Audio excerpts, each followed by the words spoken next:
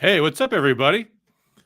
Let me know in the chat if you guys can hear me. This is an unexpected live stream. As you can tell, I am clearly not in my typical environment. I am not home at all. Um, I am on a little bit of a vacation. We had I would say, fairly successful primary a couple weeks ago, and it seemed like a smart idea to take a short break now rather than in the heat of battle right before the election. And I want to do a little stream. I feel like I haven't done enough streaming. We always have our Sunday night live streams, almost always. Occasionally, we've had streams during the week, and I think I just need to really stay in touch more because there's so many topics to talk about. And I want to do a stream tonight, even though I'm technically on vacation, to wade into a short thing, but I think kind of an important thing. But hey, since I'm seeing people starting to trickle in, obviously this was an unannounced stream. We didn't do any email blasts about it. So thank you to everybody who is tuning in on Facebook and YouTube who saw that we were streaming live. Unfortunately, we are not streaming live on Rumble tonight. I am not using my normal home PC rig, and apparently I can't figure out how to log in to Rumble on this one. So no Rumble tonight. Maybe I'll be able to fix it tomorrow. But we will, of course, post this live stream to Rumble after the fact. But in the meantime, though, I still wanted to do this. And thank you all for tuning in. We've got a lot to talk about, which I think most will be doing on tomorrow night's stream with our regular panel. I hope we'll have both Shane and Amber on. Let me know, folks, in the chat, how you guys' county conventions went this past Thursday. I think we will save that topic for tomorrow night.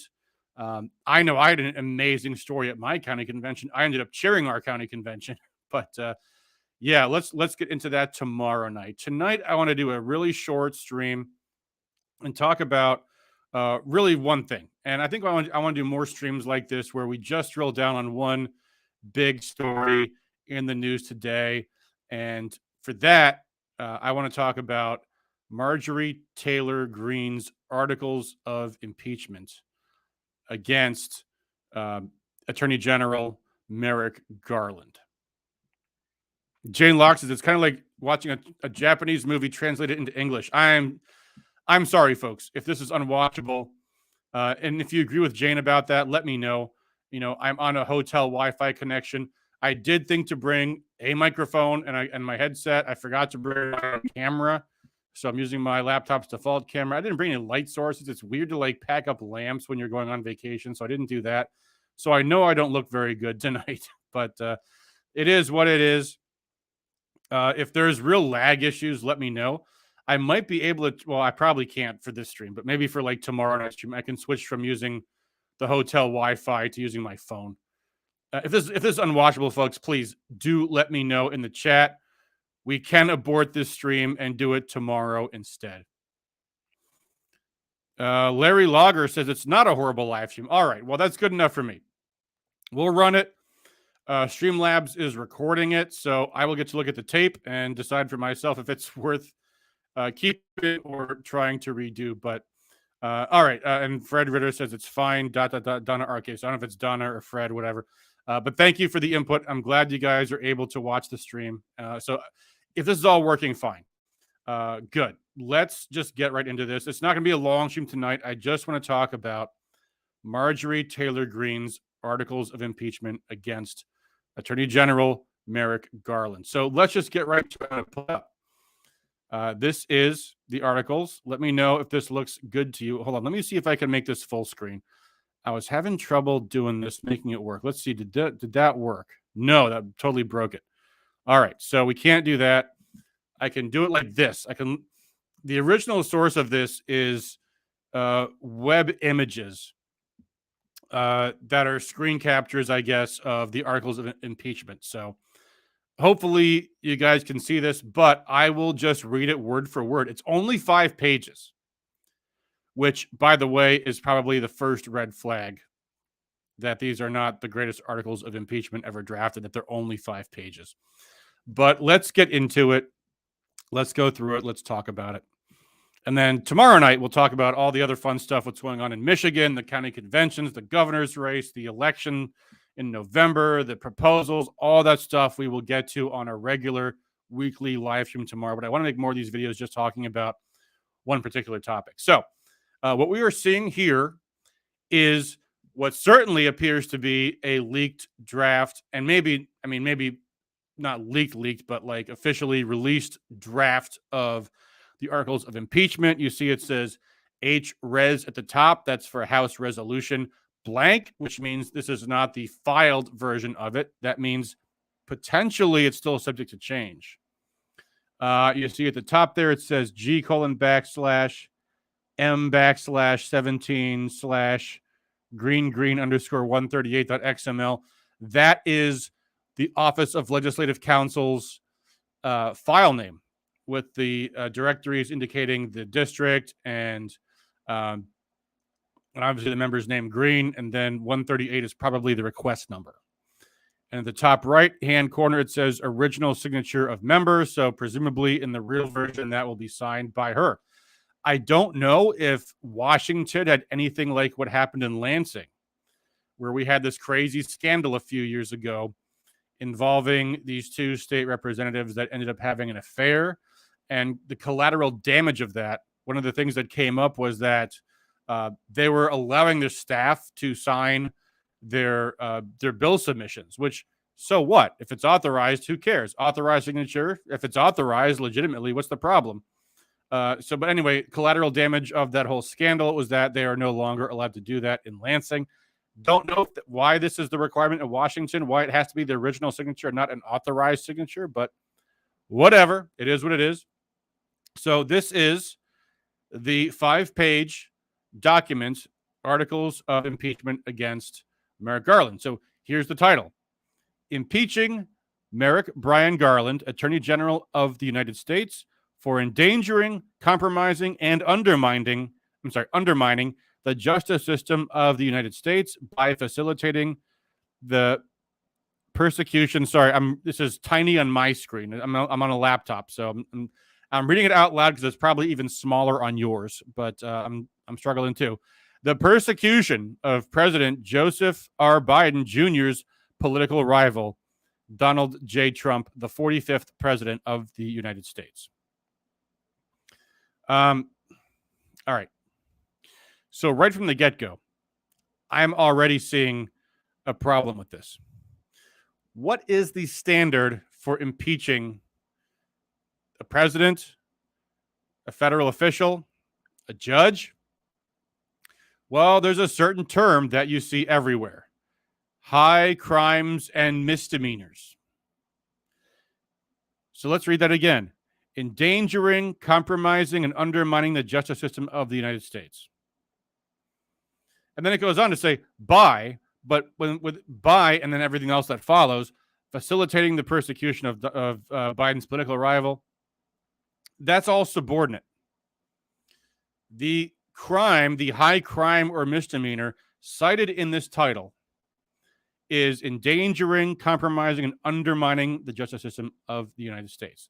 Now, here's the problem. Where's the crime? And here's the underlying problem with all of this. You can't impeach somebody for bad policy. And if you could, that would be a Pandora's box of political impeachments all the time. That was why the founders said high crimes and misdemeanors. They intentionally, and this is all, by the way, in like the minutes of the Constitutional Convention, the Federalist Papers, all these things. They did not want impeachment to be something that was easy to do. And you can argue, certainly, that, well, the impeachments of Donald Trump, both of them were on equally improper grounds, equally weak legal footing. But there's a problem there. And that's the age-old saying, two wrongs don't make a right. Do we really want to sink to the level that Democrats have set, rather than say, we would never do something as pathetic and disgraceful and as unconstitutional as the political impeachments of Donald Trump? This undermines all of that, folks.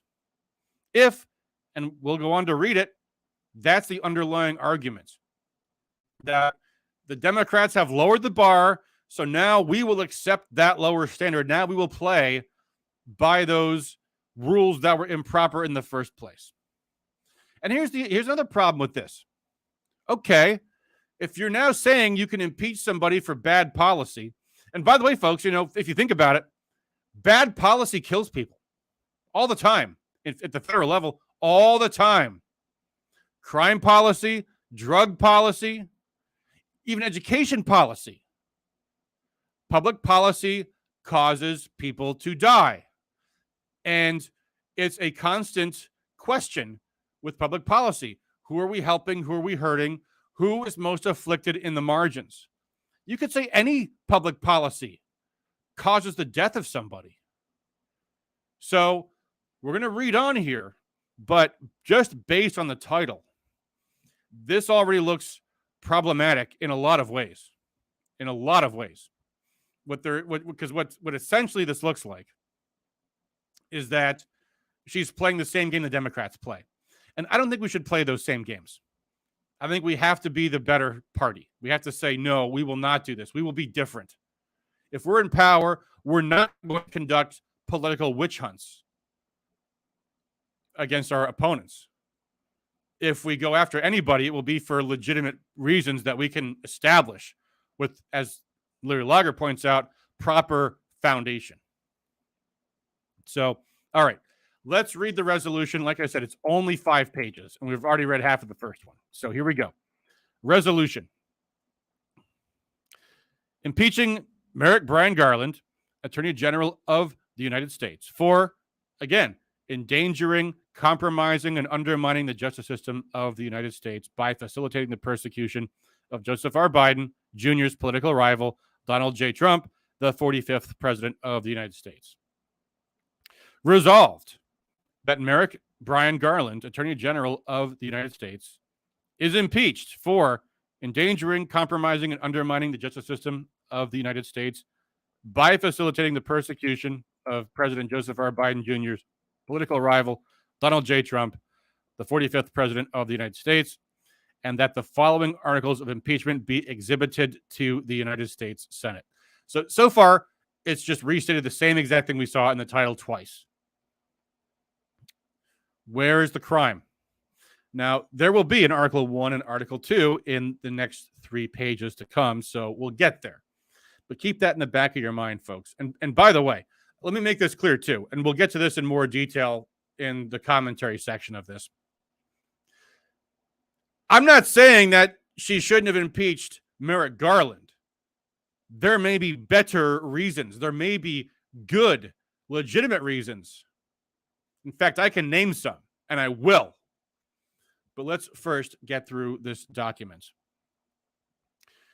Articles of impeachment exhibited by the House of Representatives of the United States of America in the name of itself and of the people of the United States of America against Merrick Garland, Attorney General of the, and this is all just, requirements to form, against Merrick Brian Garland, Attorney General of the United States of America, in maintenance and support of its impeachment against him for endangering, compromising, undermining, again, same thing, endangering, compromising, and undermining the justice system of the United States by facilitating the persecution of President Biden's political rival, Donald J. Trump, 45th President of the United States. Again, what's the standard for endangering, compromising, and undermining the justice system? That can mean a lot of things. It can mean real acts that are illegal, unlawful, felonious, high crimes. But so far, they have not been stated. The Constitution provides that the House of Representatives shall have the sole power of impeachment, and that the Attorney General, as a civil officer of the United States, shall be removed from office on impeachment for and conviction of treason, bribery, or other high crimes and misdemeanors. Again, where's the crime? Cite to it. There isn't one. Bad policy is not against the law, nor should it be. Imagine how Democrats would use that power against Republicans if they could. In his conduct as Attorney General of the United States, in violation of his constitutional oath faithfully to execute the office of the Attorney General of the United States and, to the best of his ability, preserve, protect. Hold on, something's on my screen. Okay, here we go. Sorry, the thumbnails are blocking me. And defend the Constitution of the United States. Merrick Brian Garland continues to materially endanger the justice system of the United States and empower President Joseph R. Biden Jr. to persecute his political adversaries at will. Strong statements. They require strong evidence. We've talked about the weakness of the claims, the legal claims, as to what laws were broken. I would add to that here. They're now saying that they are imputing motivation. He is persecuting his boss's political adversaries. Will they show that? And beyond a bald assertion, I mean, think about the shoe being on the other foot here. Would Donald Trump not have had the right to prosecute Hillary Clinton, James Comey, James Clapper, and many, many others for what they did to him? Were they lied to judges? Were they fabricated evidence? Were they lied to Congress? Those, to me, sound like crimes. But if all you have to say is he was going after his political rivals, then therefore he can't be prosecuted. Or therefore he has no legitimate... I'm sorry, I said that wrong.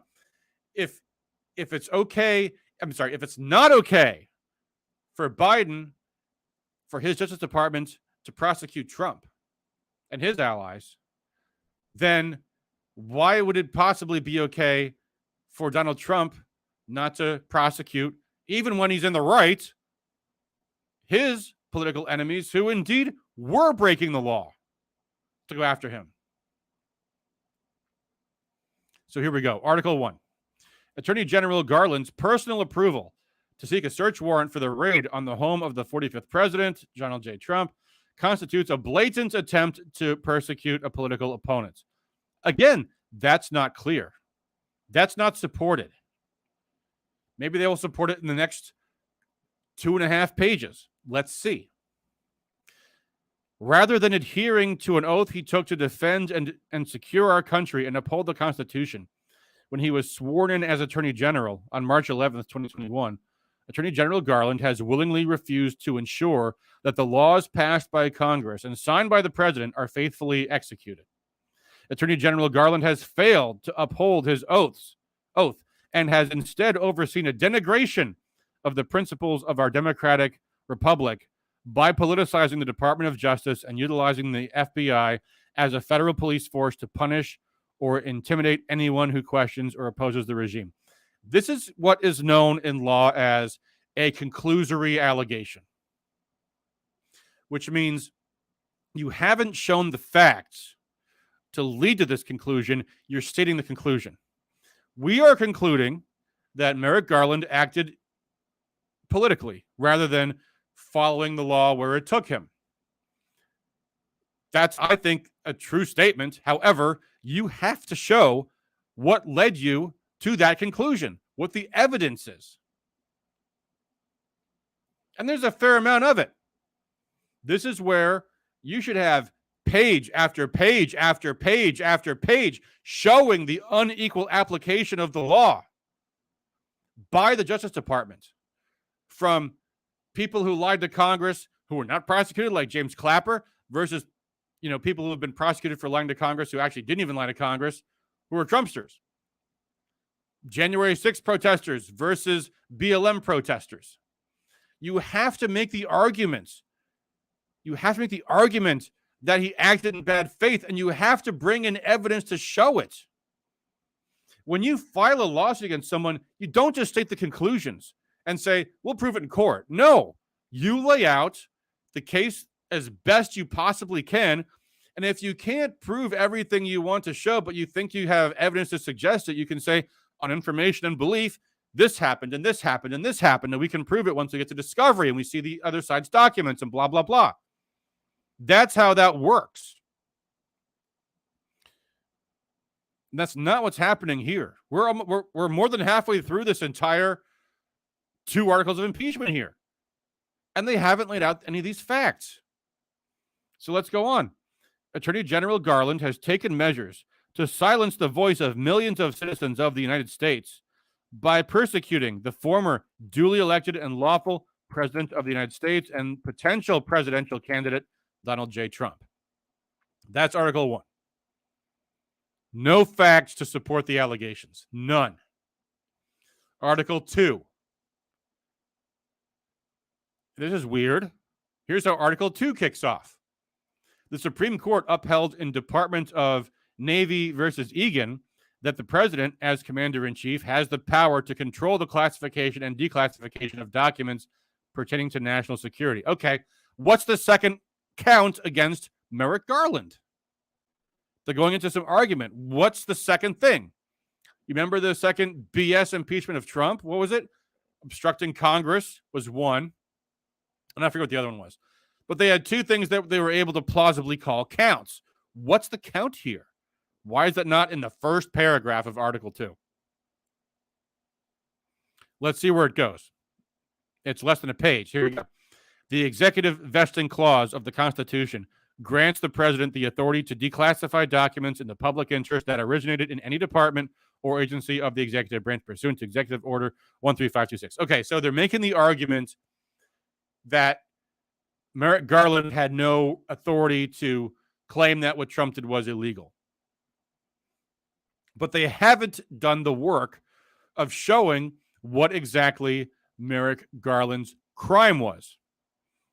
Here's what they say. Attorney General Garland, in persecuting former President Donald J. Trump over documents he legally declassified, has engaged in a pattern of conduct that is incompatible with his duties as a civil officer of the United States. Again, where's the crime? Engaged in a pattern of conduct that is incompatible with his duties. That's a weak claim. And it could be bolstered by so much more. But it's not.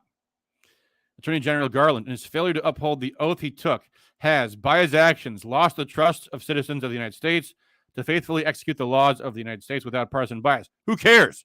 That's not impeachable. That's editorializing. Attorney General Garland's effort to unseal the search warrant for the home of former President Donald J. Trump constitutes an attempt to intimidate, harass, and potentially disqualify a potential challenger to President Joseph R. Biden Jr. Okay, two problems with that. One is, now they have unsealed it. So that's moot. Secondly, the search warrant's not interesting. What would have been interesting is the affidavit for the search warrant, where the Justice Department says why they think they have the right to get this. That's the thing we want to see, and that's what they did not reveal. So they've gone along with a political play that the Democrats just played them right into. Oh, well, here you go. Here's the warrant. Here's what it says. Because guess what the warrant says? We can seize every single document in the entire Trump administration. Yeah, the warrant's invalid. Question is, what was their argument for doing that? That's the interesting thing. All the warrant shows is that they could do what they did. Now, that warrant might be challenged. Should be. But that's not Merrick Garland's problem. That's the court's problem.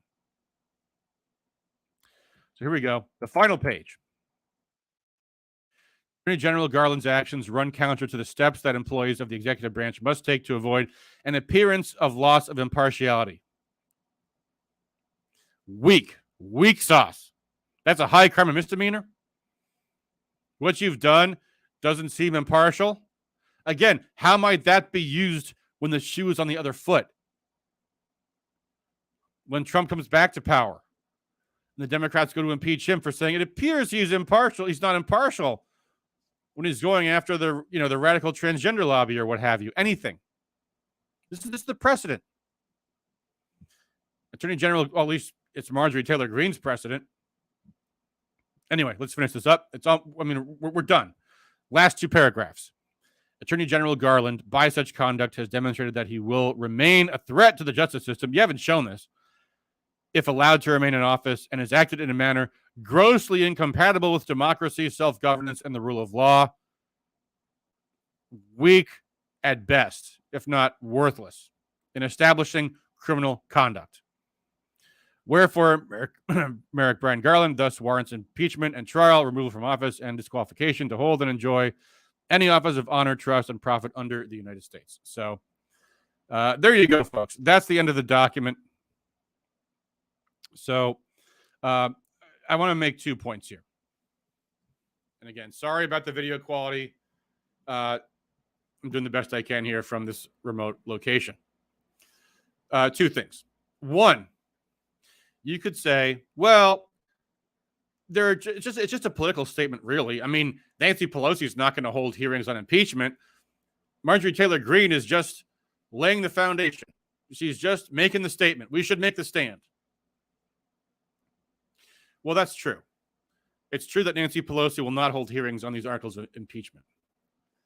But if you, as a congresswoman, and by the way, a congresswoman who is seen by Trumpsters as one of Trump's best, strongest allies, don't you owe it to yourself and your supporters to make the best possible case for impeachment?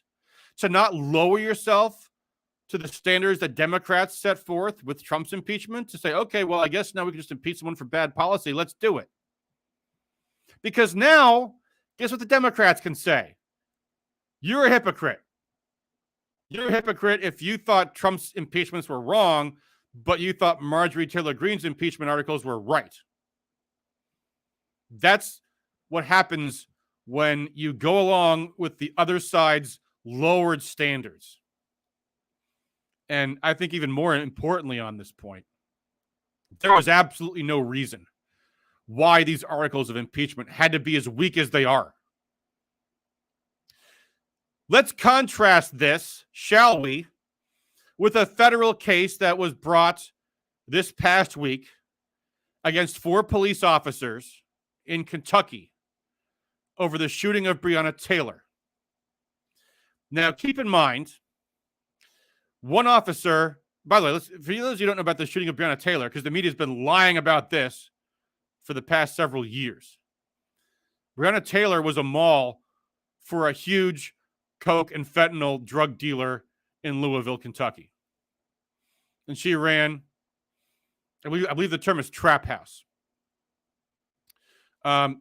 Police executed a search warrant on the home of Breonna Taylor. It was actually a no-knock warrant, but they knocked. And nobody answered the door. So they used the battering ram to get in. When upon immediately, they were shot upon by Breonna Taylor's boss and her boyfriend. Their names were, hold on, I got it here. Let me pull it up. In case anyone doesn't remember.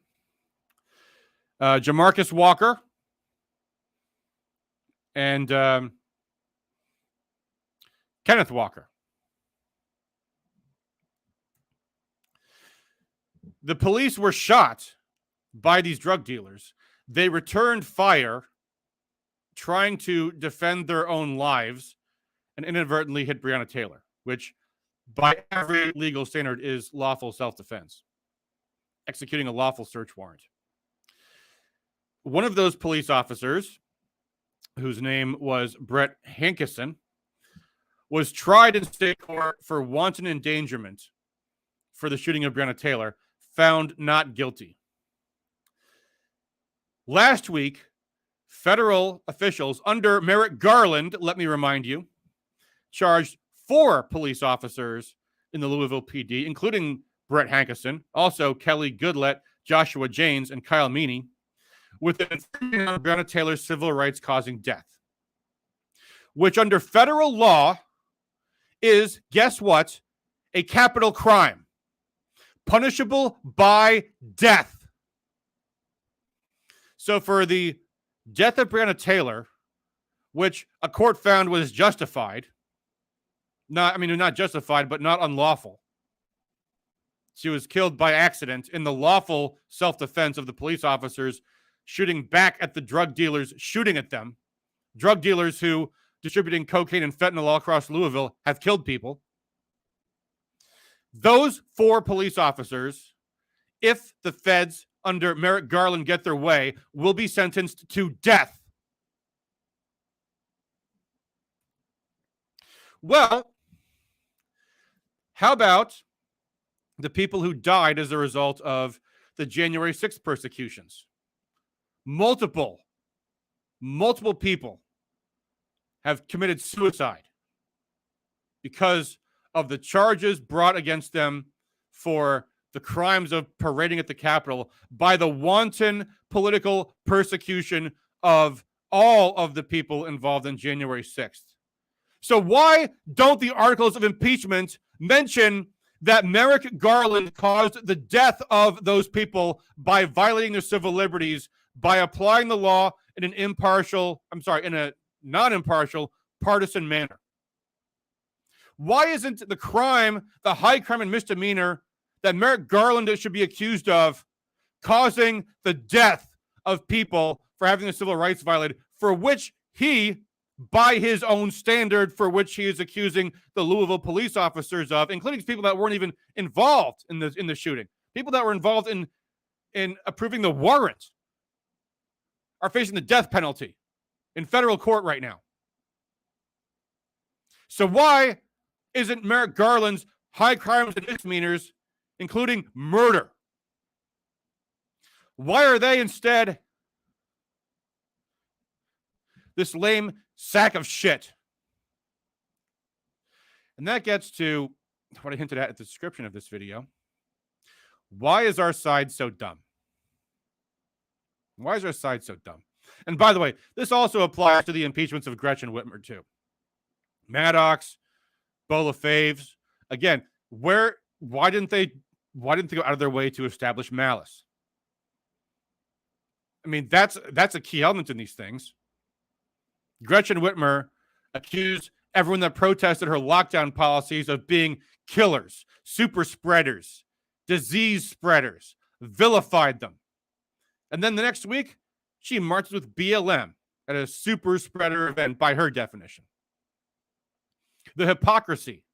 Does that not show malice? Where's the facts and arguments on that? Where were they? They weren't there. Instead, Marjorie Taylor Greene and same people with the impeachment of Whitmer and the rest went with cheap political statements instead of hard facts and strong legal arguments. And I don't know what the answer entirely is, folks. I think part of it, honestly, and certainly at the state level, it's that our lawmakers just frankly don't have the resources to hire top talent. They really don't. It's a very top-heavy system we have in Lansing, where as a legislator, if you want to do something controversial like impeaching the governor, you can't do it if the leadership doesn't approve of it. And the leadership are the people that hire and control all of the central staff. As a lawmaker, all you have are two staffers. Congress is not like that. Congress, they've got, I think, between 13 and 17 some staffers. But it's a question of how good they are. And MTGs could have done a lot better than what they did. And I mean, I'm not trying to throw shade on her. You know, I'm not trying to say. What I don't want to have happen is for people to go after her. You know, that's not my intention. I don't like to make the perfect the enemy of the good and all of that. But I think people need to speak the truth and need to be prodding constantly our lawmakers, especially when they get into these high stakes fights. They've got to take the time. And I think one of the big things, one of the reasons why this does happen, why this happened in Washington with MTG, with this, and with Lansing, with the impeachment of Whitmer, is there's this natural inclination of politicians to just go, do, execute without ever having made plans and preparation, even when doing big stuff. And folks, impeaching high-ranking officials is big stuff. And you can't just say, oh, well, I'm just going to do this for the headlines and the news coverage. You have to assume every bill you introduce, every resolution that you introduce is going to have hearings, is going to have scrutiny, is going to have votes, and might one day be the law of the land. And you have to put in your due diligence. The more the high stakes the issue is, the more that's necessary. So anyway, folks, I don't know exactly where I'm going to land on this here tonight, other than to say that I hope we've got a great new crop of incoming freshmen, I think, in the upcoming term. I hope some of this advice reaches them. And I hope some of this advice reaches some of the current lawmakers as well.